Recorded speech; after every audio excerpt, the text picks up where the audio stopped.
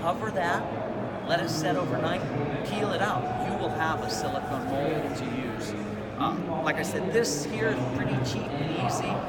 I can cover this up. I store it. I have an area where I keep all my sand for my molds. I pull them back out, make some more molds, and away we go. So these are going to be a little tough to try.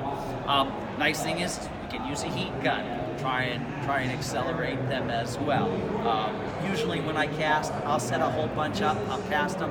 I'll leave them overnight. Then they dry good and hard, and then I can pull them out. It's a little tough to do that here today, but we'll see if we can get these to dry up, and I'll pull them out real fast. You can apply for finishes. You can use paint. You can use stain. You can spray paint them. Like I said, I try to generally go an exterior latex. Nice thing is, because it has some body, it actually will help bind and hold the component together.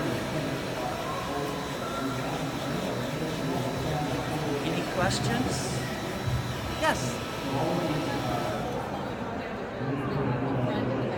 I have done that. Now, like this could be done out of that. But if I was going to do this, I would probably use, I have a bag at home, green sand, and it is a regular casting sand. It's finer. It has like a bonder in it. So I would put this down on the wood, I'd put my buck around it, I'd dust it with my talc or another product, and then I would pack the green sand around it. You put your board, you reverse it.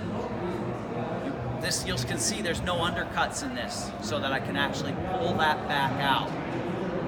All right, so once then you put a secondary buck on top, you put some marks in there so that it goes back together, put your sand in, and you take that apart, pop this out, put those, and then you can actually do like aluminum casting, steel casting, bronze casting. Generally that takes a furnace. I go to a place, there's a college by me that has a metal shop. When I go casting there, I pay a fee and I use their furnace and I melt my materials in there. That's what this was made for, was for doing larger. But you could do this in the same process right here. And all I would use then is,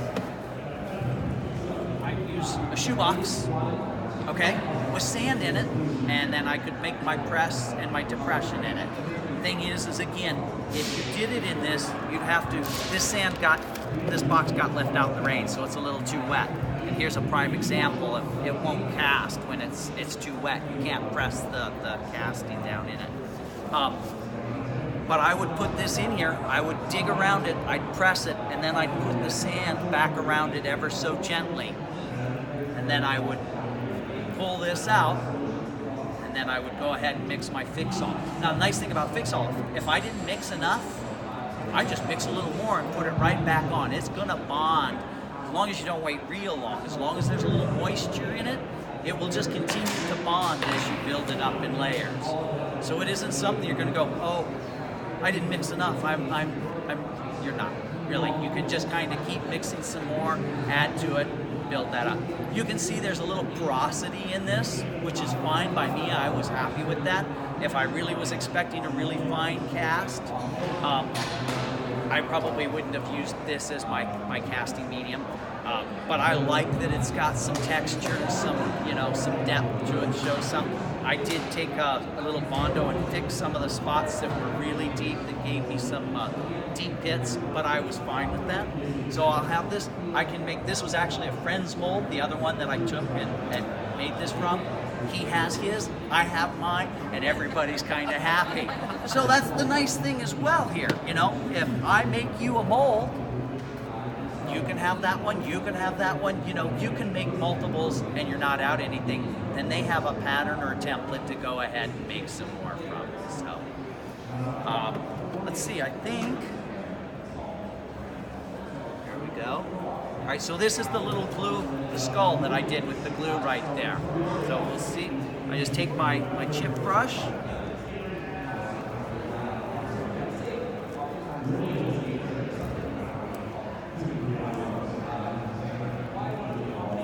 clean off the sand.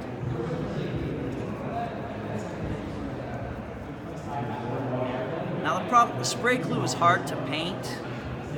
I generally use like the paint that's good for like plastic, and then I'll hit it with a primer first before I do it. There we go, all ready to go. Got us another little mold right there to go. So, let's see.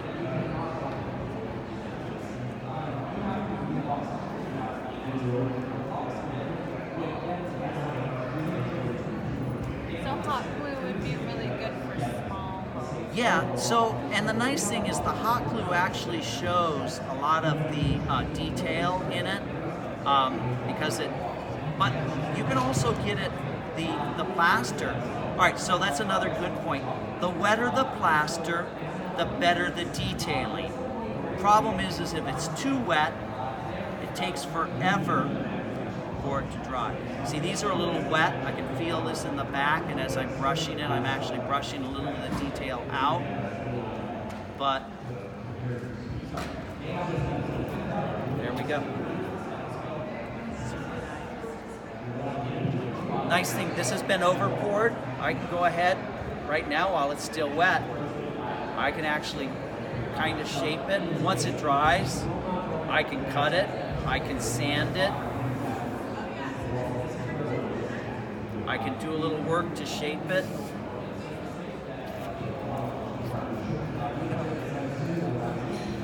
Any other questions? Yes. Have you ever done like a full tombstone?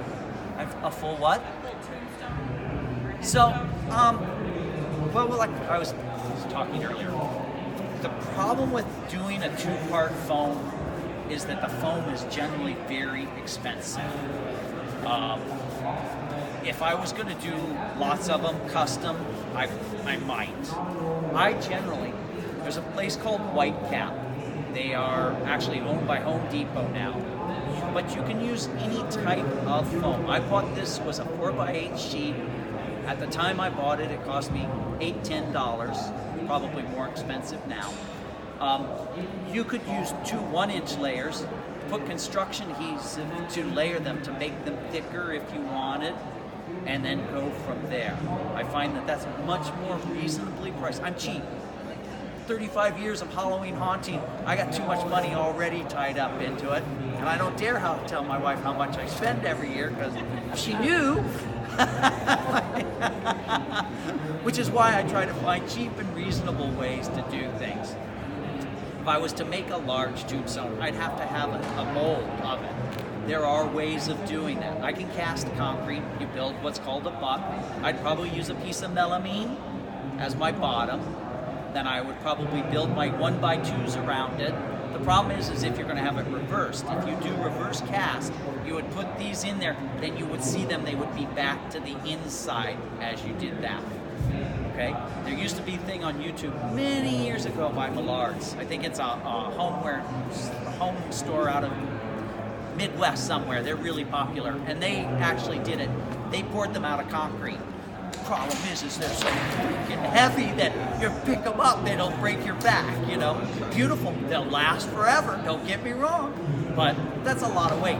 This, I put 6 of these in plastic garbage bags, I tie the garbage bag shut, I pull them over in the back corner, I throw them in the backyard.